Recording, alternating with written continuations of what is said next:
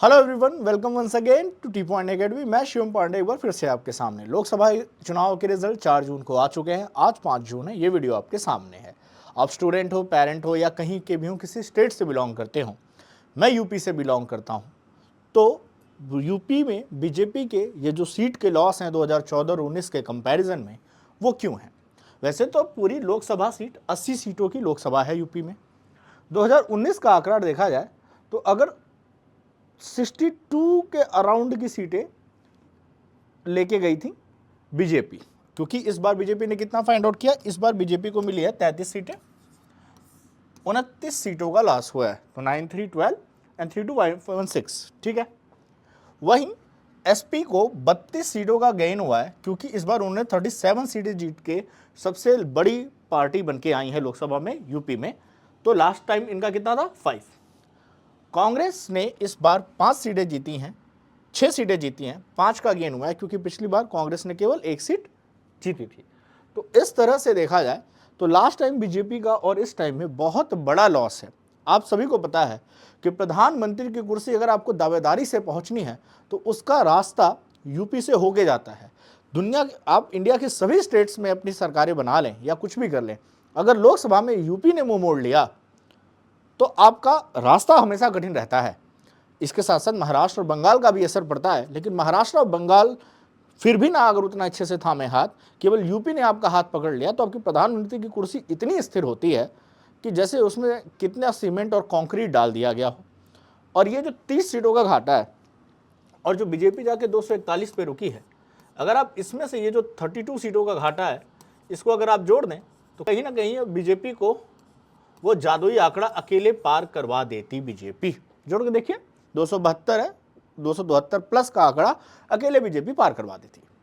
इसके साथ तो इस बार डिस्ट्रीब्यूशन कैसा है? 6 कांग्रेस है, 37 समाजवादी पार्टी है, रालोद राष्ट्रीय लोक दल 2 सीटें जो कि आई थिंक बीजेपी के साथ अलायंस में है, ठीक है। तो इस तरह से चली जाएगी। और 2 निर्दलीय हैं तो वो आते हैं। और बीएसपी जो बहुजन समाज पार्टी जो एक समय सत्ता में लगातार थी, मायावती जी के टाइम में मुख्यमंत्री जी थी जब हम बचपन में थे, वो अब लगभग में लोकसभा सीटों से तो गायब है। 2019 में जो इलेक्शन हुआ था उसमें सपा और बीएसपी मिलकर लड़े थे, बट इस बार गठबंधन लग रहा। तो चलिए उन 5 कारणों के बारे में बात करते हैं। सबसे पहली बात होती है रॉन्ग कैंडिडेट। रॉन्ग कैंडिडेट का मतलब समझते हैं। ऐसा माना जा रहा है कि योगी जी ने जो लिस्ट दी थी कि सांसदों के नाम में और सीटों में चेंज करने के लिए 30 की लिस्ट दी थी, जिसमें से 14 पे वर्कआउट किया गया, बाकी नहीं किया गया। रीजन क्या है कि ये जो सांसद हैं पिछले 2014 से फिर 2019 से 10 सालों से ये लोग सांसद हैं। इनमें से कई सांसदों ने अपने क्षेत्र में वो दौरा नहीं किया या उस तरह से काम नहीं किया जितना किया जाना चाहिए। मोदी जी के नाम पे या बड़े नेताओं के नाम पे वोट पाते रहे। जैसे मैं संत कबीर नगर का हूँ, मेरी कॉन्स्टिट्यूएंसी से भी बीजेपी हारी है। पिछले 10 सालों से लगातार प्रवीण कुमार निषाद सांसद थे। हुआ क्या? 10 सालों में हमने पाया कि हमारी आम जनता से उनका कोई कनेक्शन नहीं है। बहुत हार्डली दौरा करने आते, कई लोगों ने उनका चेहरा तक नहीं देखा है, मोदी जी के नाम पे वोट देते गए। लेकिन इसकी भी एक लिमिट होती है। 10 साल आपको आंका गए, जब आपका जनता से कनेक्शन नहीं है तो ग्राउंड लेवल पे वर्क होना चाहिए, वो वर्क सांसदों के थ्रू नहीं किया गया।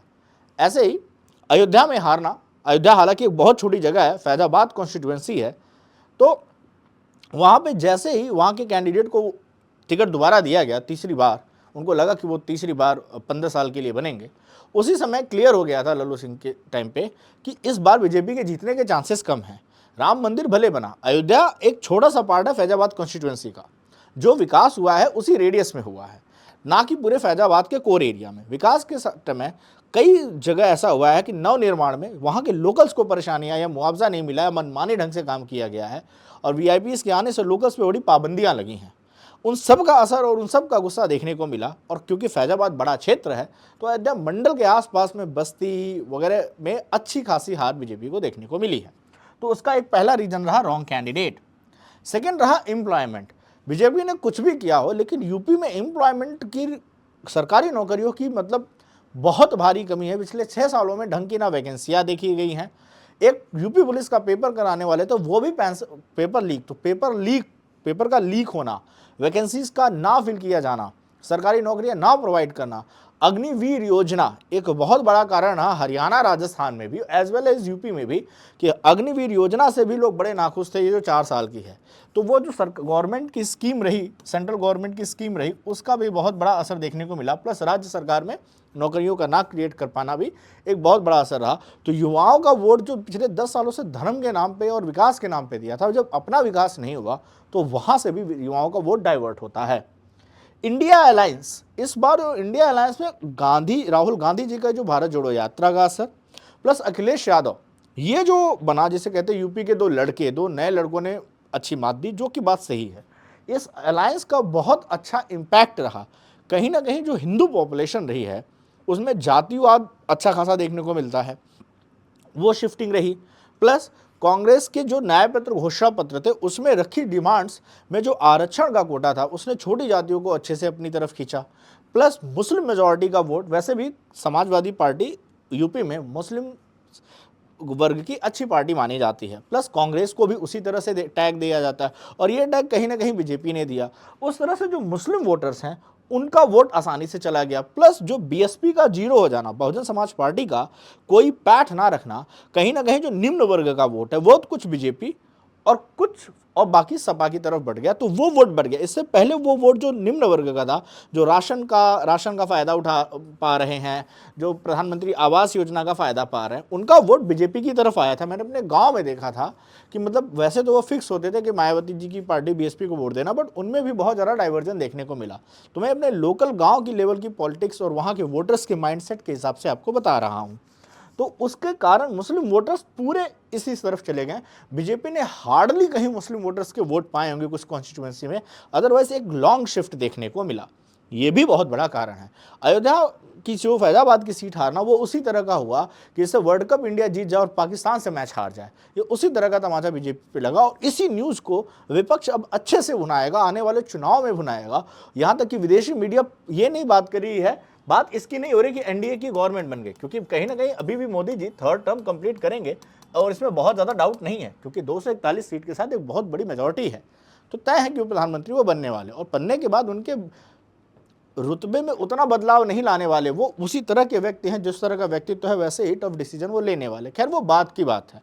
फिलहाल बात करते हैं यहाँ पे, ये देखिए 5th कारण है कंसंट्रेटेड लीडरशिप। कंसंट्रेटेड लीडरशिप का मतलब क्या हुआ? कहीं ना कहीं छोटे नेताओं को उतना खुल के आने नहीं दिया गया। लीडरशिप का कंसंट्रेशन टॉप प्रायोरिटी के हाथ में, अमित शाह, मोदी जी या जो भी मंत्रिमंडल उसके हाथ में रहा। जब तक आपका लोकल कैंडिडेट का जुड़ाव या लोकल कैंडिडेट का इम्पैक्ट लोकल जनता पे नहीं होगा तो बड़ी दिक्कत होगी। वहीं अखिलेश यादव इंडिया अलायंस में, जहां अखिलेश यादव जी और कांग्रेस ने सीटों का बंटवारा बड़े ईमानदारी से बिना किसी झिझक के किया, और उसी के साथ साथ जो लोकल कैंडिडेट हैं, क्योंकि यहाँ पे बहुत ज़्यादा कंसंट्रेटेड लीडरशिप नहीं है, उसके कुछ फ़ायदे भी होते हैं, कुछ नुकसान भी होते हैं। जब कुछ ही लोग के हाथ में पावर होती है तो लोकल कैंडिडेट का क्या, मोदी जैसे मेरे पिताजी ने या मेरे घर वालों ने मोदी जी के नाम पर वोट किया, लोकल कैंडिडेट से मतलब ही नहीं, उसकी शक्ल भी नहीं देखी है कभी। तो इस तरह का जुड़ाव सारी जनता नहीं रख सकती। तो जो हुआ जैसा हुआ, जनता का मत है तो इसका वेलकम है, क्योंकि जनता ने कुछ सोच समझ के दिया। डेमोक्रेसी है, जनता का ही निर्णय मान्य होता है, वेलकम है। शायद समय के हिसाब से ये ज़रूरत थी। शायद बीजेपी को ये लगे कि कंसंट्रेटेड लीडरशिप और सब कुछ धर्म ही नहीं होता। आपने राम मंदिर बना के दिया, उसकी रिस्पेक्ट लोगों के मन में होगी, बट अब क्यों आउटपुट नहीं आया, ये विचार और मंथन की जगह है। और ये कुछ 5 कारण जो मेरे हिसाब से लगते हैं कि ये रीज़न है इस पे। हालांकि अदर, जैसे मध्य प्रदेश, कल मैं कमेंट पढ़ रहा था तो मध्य प्रदेश से लेके गुजरात के जनता का यूपी की जनता पे कहना था शेम ऑन यूपी। यही कारण रहा कि 550 साल लग गए मंदिर बनने में। यही कारण रहा कि अंग्रेज आसानी से गुलामी में रूल करके चले गए, गुलाम बना के चले गए। मराठा लड़े, उनके खिलाफ गुजरातीज लड़े, बट यूपी वाले नहीं लड़े। ऐसे बहुत सारे लॉजिकल रीज़न या अनलॉजिकल रीज़न वहाँ से कमेंट बॉक्स में दिए जा रहे थे। खैर ये एक फ्रस्ट्रेशन है रिजल्ट्स को देख के, एक्सपेक्टेड पार्टी के उतने ना पाने के रीजन को देख के, ठीक है। और देखिए वैसे भी अगर इतिहास देखा जाए तो एक कंपैरिजन से इतनी भी बुरी स्थिति नहीं है, लॉस है नो डाउट, क्योंकि 10 साल की सरकार चलाने के बाद जब कांग्रेस की सरकार गिरी थी तो वो 55 पे सिमट गए थे। यहाँ अकेले बीजेपी की इंडिया अलायंस से ज़्यादा सीटें हैं, तो गिरावट है बट खत्म नहीं है, ठीक है। तो पॉजिटिव की तरफ देखा जाए तो सरकार बनेगी, लेकिन जो पॉइंट्स नेगेटिव हैं वो हैं। तो मुझे लगता है now they have to work on it. Employment एक बहुत बड़ा इशू है, उनकी स्कीम्स को सुधारना पड़ेगा जो भी हैं। अगर बहुत ज़्यादा दृढ़ रहे तो आने वाले 2029 के इलेक्शन में इसका और ज़्यादा लॉस देखने को मिलेगा। हो सकता है विधानसभा इलेक्शन में भी, क्योंकि पिछली बार की विधानसभा इलेक्शन में यूपी के अखिलेश यादव की पार्टी ने बहुत अच्छी टक्कर दी थी, और इस बार भी चांसेस हैं कि और टक्कर देंगे अगर एम्प्लॉयमेंट जैसे पार्ट पे वर्क नहीं किया गया, क्योंकि यूपी में सरकारी नौकरी बहुत ज़्यादा मायने रखती है। यूपी बिहार ये जिससे 4-5 स्टेट हैं, इनका एक अलग ही हिपोक्रेसी है, प्राइवेट को उतना महत्व नहीं दिया जाता। तो अगर इस तथ्यों पे काम नहीं किया गया, प्लस जो अलग अलग वर्ग के हिंदुओं में लोग नाराज़ हैं उस पर वर्कआउट नहीं किया गया, और ये जो हिंदू मुस्लिम की एकदम एक्सट्रीम लेवल की पॉलिटिक्स है उस पर कुछ नई स्कीम्स नहीं लाई गई, तो इसके रिजल्ट आने वाले विधानसभा इलेक्शन में शायद यूपी में भारी पड़ सकते हैं। तो खैर ये एक छोटा सा एनालिसिस था। आप अपनी राय कमेंट में जरूर मेंशन करें, अगर मैं कहीं गलत हूं तो उसे भी आप मेंशन कर सकते हैं। यहाँ पे मेरी किसी पार्टी के लिए हेट की भावना नहीं है, ना ही किसी पार्टी के लिए समर्थन की भावना है। जो है जनता जनार्दन का रिजल्ट है, वही सर्वमान्य है। That's all for today. Bye everyone, have a good day.